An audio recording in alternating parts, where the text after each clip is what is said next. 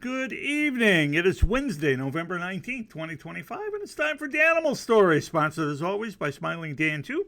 He may not be in the stream tonight, but if he is, be sure to fan him up because he sponsors a segment twice a week. What the heck? Here's the headline for tonight's Danimal Story, Danimal Story number 233. A baby raccoon got drunk on moonshine. A nurse saved its life with CPR. Again, a baby raccoon got drunk on moonshine. A nurse saved its life with CPR. The raccoon had dined on moonshine-infused peaches outside the Kentucky Mist Distillery in Whitesburg, Kentucky. It nearly died. Here's the story. Misty Combs wasn't about to let her patient die. She laid him on his back in the parking lot and started CPR. "Come on, baby, come on," she said, pressing down on his chest over and over again with her bare hands. When he started spitting up water and sticking out his tongue, Combs, a registered nurse, knew her life-saving efforts were working. She turned him over on his side, gently patted on his back again, and looked for more signs of life. "What happened to you?" she wondered. The patient, a baby raccoon, was sloshed. The curious critter had gotten into a garbage bin and had gorged on fermented peaches discarded by the nearby Kentucky Mist Distillery, which had used them in distilled alcohol to make infused peach moonshine. The furry inebriate, quote, "smelled of moonshine," said Combs, who works for the Letcher County Health Department in Whitesburg, Kentucky.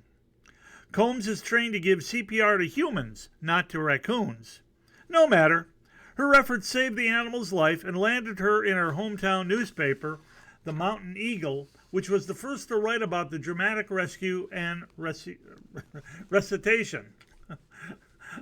Combs, 43, said she had been blown away by all of the attention she has received for just doing what nurses do. "My duty as a nurse is to help people," she said, "and sometimes people may be little furry animals." Combs was at work on August 14th when one of her co-workers noticed an adult raccoon walking across the parking lot acting strangely. She and two other co-workers, Brandy Sloan and Hazel Adams, went to investigate and heard a chitter-chatter sound coming from a nearby dumpster. They peeked inside and saw two baby raccoons who had apparently been drawn to the bin by the smell of the fermented peaches. Combs worked carefully to keep from getting bitten because raccoons can carry rabies.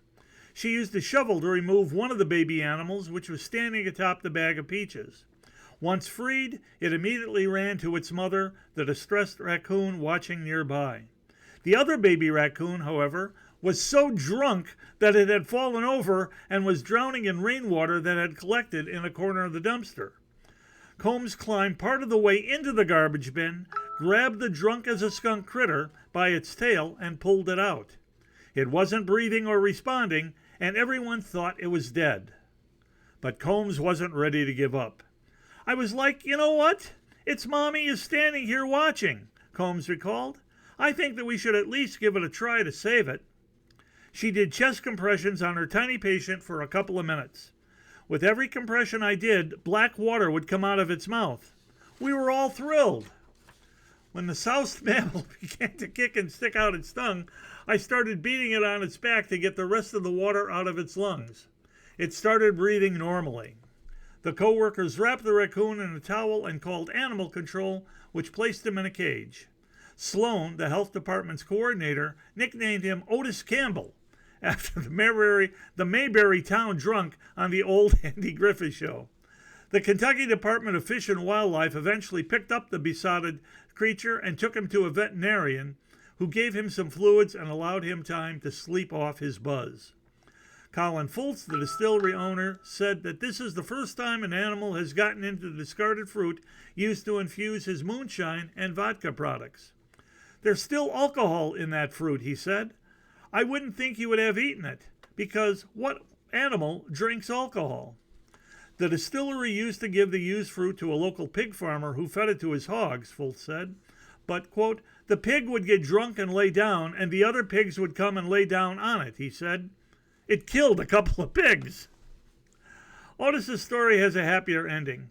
The day after his rescue, Fish and Wildlife returned the raccoon back to a delighted Combs. It was healthy and fuzzy and hyper, she said. It was a miracle.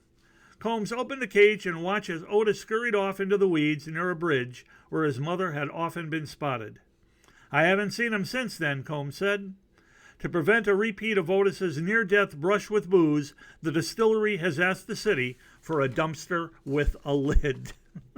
And there are pictures. Here is our nurse, Misty Combs, with Otis in a cage.